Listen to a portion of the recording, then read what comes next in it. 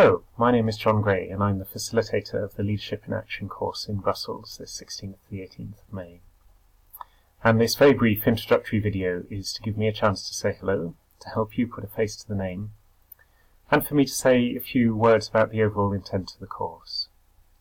And in preparing for the course, I'm very conscious that none of you come as novices to the area of leadership and of exercising leaderful behaviour in your context.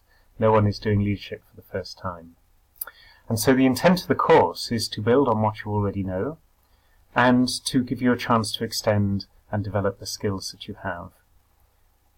So we will look, for example, particularly at skills around creating collaboration and cooperation through coaching skills, through listening skills, and through transforming conflict.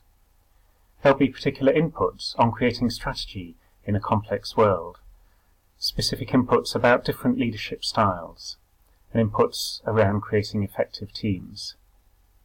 And the golden thread running through the course is you and your leadership style. What is happening to your leadership at the moment? Where do you yearn for it to develop? What can you do to extend and develop your leadership capabilities?